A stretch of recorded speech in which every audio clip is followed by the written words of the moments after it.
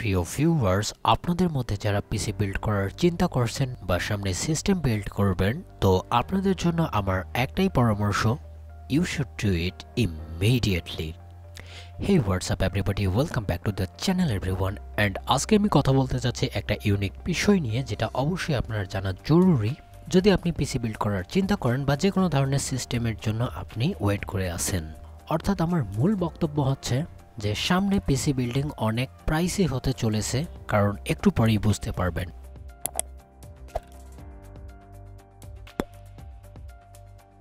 আচ্ছা, বিষয়টিকে আমি তিন ভাগে বিভক্ত করব। তো প্রথমে যদি আমি একটা কারণ দেখাই, তো সেটা হচ্ছে র্যামের প্রাইস, অর্থাৎ ডি র্যাম বলুন অথবা ভি র্যাম, অর্থাৎ র্যাম যে চিপসগুলো আছে বিশেষ করে নতুন টেকনোলজির এবং হাই স্পিডের, সেগুলোর ডিমান্ড এতটাই বেড়ে গিয়েছে যা বলার মতো নয়। শুধুমাত্র যদি আমি এক বছরের র্যামের দিকে দেখি, তো সেক্ষেত্রে 171% বেশি প্রাইসি হয়েছে, বা এক্সপার্টরা যেটাকে বলছে স্কাই রকেট, যা বিশাল একটা কনসার্নের বিষয়। ফর এক্সাম্পল, আমি যদি একটা স্পেসিফিক কিটসের কথা বলি বা মেমোরি মডিউলের কথা বলি, ধরুন যে এখানে 1632 জিবির মেমোরি ছিল DDR5-এর 7000 মেগা ট্রান্সফার রেটের, ধরুন সেটার প্রাইস ছিল $70 to $80। তো সেটাই এখন হয়ে গেছে প্রায় $130 থেকে $40, বা অনেক সময় এর চেয়েও অনেক বেশি। এটা কিন্তু এক্সাম্পল হিসেবে বললাম। আর এরকম কিন্তু প্রতিটা কোম্পানির সাথে, প্রতিটা র্যাম পার্টনারের সাথে সবার কিন্তু সমস্যা এক জায়গায়। আর এখানে তারা একটা জিনিসকে কজ করছে, সেটা হচ্ছে গোল্ডের প্রাইস বেশি। আর একটা এর চেয়েও যে বড় কালপ্রিট, সেটা হচ্ছে এআই বুমিং।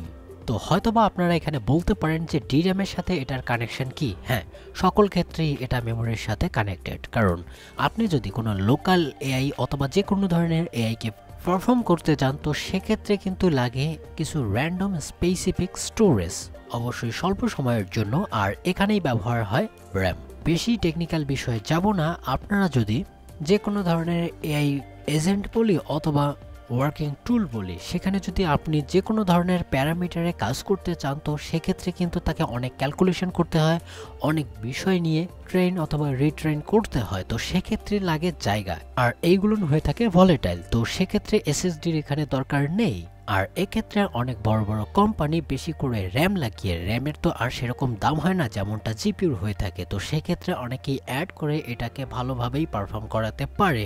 ইভেন আপনি অনেক ল্যাপটপগুলোতেই এখন ইউনিফাইড মেমোরি দেখতে পারেন LPDDR5X এর সাথে, যেমন AMDর Ryzen AI Max সিরিজে আপনারা দেখতে পেরেছেন। ইভেন অ্যাপেলের ক্ষেত্রেও এরকমটা দেখছি যে তারা ইউনিফাইড একটা মেমোরি দিয়ে দিচ্ছে, যাতে আপনি বিভিন্ন ধরনের টাস্ক কমপ্লিট করতে পারেন। অর্থাৎ VRAM-এরও কাজ হয়ে যাবে, আবার DRAM-এরও কাজ হয়ে যাবে।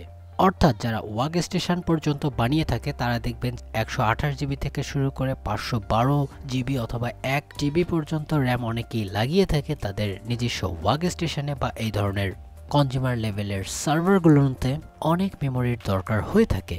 ইভেন যদি আমি জিপিইউ সেকশনে চলে আসি, আপনি প্রোডাক্টিভ কাজের জন্য অথবা বড় বড় টাইটেল খেলা বাদ দিলেও অনেক কাজের ক্ষেত্রেই কিন্তু এটা হয়। আর বিশেষ করে যদি আমি এআইয়ের কথা বলি, তো ভিডিও মেমোরির তো বিকল্প আর কিছুই নেই। এর জলজ্যান্ত উদাহরণ তো আপনারা সার্ভার গ্রেড, বা আমি যদি প্রো সিরিজের ব্ল্যাকওয়েলের কথা বলি, অর্থাৎ 6000 প্রো, আমি RTX-এর কথা বলছিলাম, তো সেক্ষেত্রে কিন্তু ম্যাসিভ 96 জিবির G7 মেমোরিকে আমরা দেখতে পারি। নট ইভেন যে আমি ডেটা সেন্টার গ্রেড HBM এর কথা বলছি, শুধুমাত্র কনজিউমার গ্রেডেই। আর কয়েকদিন আগে আরেকটা শকিং বিষয় আমাদের সামনে এসেছিল, সেটা রিভিল করেছিলেন এডাটার চেয়ারম্যান লি বাই অথবা লাই বাই, আমি জানি না আসল প্রোনাউন্সিয়েশন কি। তো যাই হোক, তিনি এই বিষয়টা কিন্তু অনেকদিন থেকেই বলে আসছে যে স্কাই রকেট হতে চলেছে ডির্যামের প্রাইস। শুধু ডির্যাম না, এখানে আমি যদি যে কোনো ধরনের ন্যান্ড সেলের কথা বলি, সেগুলোর প্রাইসও কিন্তু অনেক বাড়বে। আর ভির্যামের কথা তো বাদই দিন, এখন কয়েকদিন থেকে আর একটা নিউজ সার্কুলেট হচ্ছে যে GDDR7-এর মাইক্রন বা অন্যান্য কোম্পানির যে সকল 3 জিবির ভ্যারিয়েন্টগুলো ছিল এক একটা ডাই, সেগুলোর প্রাইসও অনেক বেড়ে গেছে। অনেক সময় দেখা যাচ্ছে যে ডাবল প্রাইস এর হয়ে গিয়েছে, আর 2 জিবিও এখন অনেক কম পাওয়া যাচ্ছে। অর্থাৎ আমি সিঙ্গেল একটা করে ডাইয়ের কথা বলছি। আর এক্ষেত্রেই কিন্তু আপনারা দেখতে পারেন যে 32 জিবি বা 24 জিবি GDDR7-এর মেমোরিগুলো, যেগুলো গ্রাফিক কার্ডের সাথে মার্কেটে আসে, সেগুলোর কথাই আর কি। এগুলোর প্রাইসও অনেক বেড়ে গিয়েছে, আর কারণ হলো এটাই। তো এখন হয়তোবা আপনারা বলতে পারেন যে আমি ভিডিও বানাচ্ছিলাম কি বিষয় নিয়ে আর বানাচ্ছি কি নিয়ে। ওয়েল, সেকেন্ড পজিশনে এখন আসি।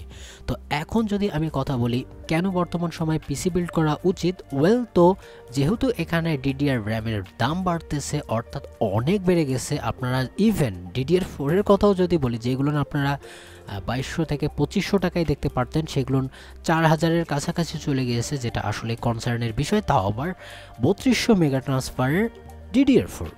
আর আমি গেস করছি যে আপনি যদি বিল্ড করেন তো DDR5 দিয়েই করবেন, তো সেক্ষেত্রে কিন্তু এর প্রাইসটা আপনাকে ভেবে নিতে হবে। ইভেন এর পাশাপাশি কিসের দাম বাড়বে জানেন?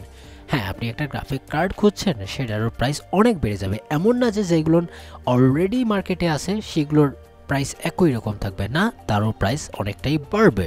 তো এখন আসি থার্ড পজিশনে, হুইচ ইজ সেলস বিষয়ক। আর অলরেডি জানেন আমাদের রিটেইলার থেকে শুরু করে যারা ডিস্ট্রিবিউশন নেটওয়ার্কে থাকেন তাদের অবস্থা, অর্থাৎ কোনো প্রোডাক্টের যদি ডিমান্ড খানিকটা বেড়ে যায়, তারা এমন ভাবতে শুরু করে যে এই প্রোডাক্টটাই আর হয়তোবা আর পৃথিবীতে এক্সিস্ট করবে না। আর এরকমটা শুধু বাংলাদেশের ক্ষেত্রেই না, আপনি যদি সারা বিশ্বের কথা চিন্তা করেন, ওই সবার সমস্যা সেম। আবার এখানে যদি স্ক্যাল্পাররা ঢুকে যায় তাহলে তো কোনো কথাই নেই, অর্থাৎ তারা মুনাফা লাভের আশায় আরও কৃত্রিম শর্টেজেস তৈরি করে তারা ধীরে ধীরে মেমোরির ব্যবসা বাড়াবে। এর ফলে বাংলাদেশের মতো মার্কেট আরও অনেক এফেক্টেড হবে। তো হয়তোবা আপনারা আমাকে বলতেই পারেন যে যেহেতু DRAM অথবা যে কোনো ধরনের মেমোরির প্রাইস অনেক বাড়ছে, আর এটা যেহেতু এরকমই হচ্ছে, তো তারা প্রোডাকশন বাড়ায় না কেন? ওয়েল, তো আপনাদেরকে বলি, এটা কোনো প্রকার বিড়ির মতো না যে তামাক আবাদ করলো আর সবাই বসে বসে বিড়ি বানাচ্ছে, এরকমটা না। প্রতিটা ডাই ফ্যাব্রিকেট হয়ে আসে, যেমনটা CPU হয়ে থাকে, ওটা অ্যাডভান্স লেভেলে হয়ে থাকে, আর এটা লেগেসি বা খানিকটা পুরাতন টেকনোলজির উপর হয়ে থাকে। তো এটাও যে খুব বেশি করতে হবে তা কিন্তু না। আর আপনারা একটা জিনিস জানেন, একটা সিঙ্গেল মেমোরি স্টিকে কতগুলো ডাই লাগানো থাকে? কিছুগুলোতে 8টা থাকে, কিছুগুলোতে 16টা করে থাকে। তো আপনাকে ভাবতে হবে যে এত তাড়াতাড়ি প্রোডাকশন করাটাও কতটা টাফ। তো এখানে শর্টেজেস হবে। আর ওভারঅল যদি আমি চিন্তা করি, তো সেই জিনিসটাকে রিকভার করার জন্য দোকানদার, আমি দোষ দেব না তাদেরকে, তবে অনেক ক্ষেত্রেই আর কি বিষয়গুলোকে যদি আমরা একত্র করি, তো সেক্ষেত্রে দেখা যাবে যে শুধুমাত্র এই র্যামের বা ডাইগুলোনের দাম বাড়ার ফলে আর AI এত ডিমান্ডিং হয়েছে, আপনারা নিজেদের কথাই চিন্তা করুন না। আপনি যে কোনো ধরনের কাজে AI-কে হেল্পে নিচ্ছেন, হয়তোবা আপনার ChatGPT-র জন্য অথবা অন্যান্য এই ধরনের AI-র জন্য এ ধরনের মেমোরি ব্যবহার না হলেও অন্যান্য টাইপের মেমোরি ব্যবহার হয়ে থাকে।